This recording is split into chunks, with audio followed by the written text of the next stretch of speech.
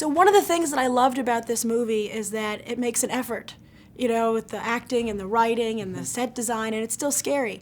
Why do you think that's such a surprise in the genre today? I don't know. I mean, I do think horror fans are starved for quality. I think this genre over the last few decades has sort of been marginalised.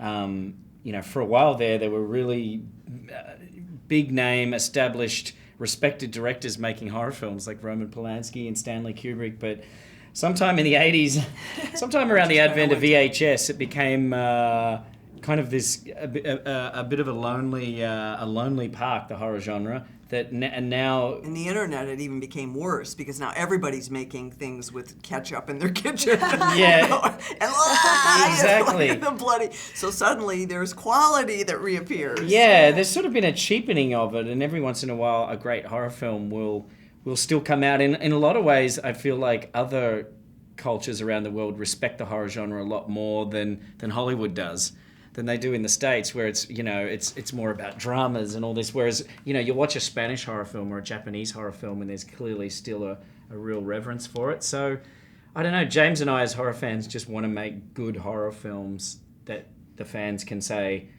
thank God there's another good one. And again, the reverence to story, which gets lost in these other sort of cheaper versions. It's not about the story; it's about how many arms fly off and how much, you know, how many eyes get gouged out. Mm-hmm. And I think the return to story is very important. And speaking of story, both your characters have to deliver a lot of exposition in the movie. How do you keep those scenes exciting and thrilling and scary? Because they are. It's tough with exposition. I mean, well, the first one for me was because the writer happened to write these long passages, and I remember the first time I read it. The thing that impressed me, though, is the detail that it was written with, and the explanation of a very sort of difficult storyline is explained very beautifully in Leigh's writing.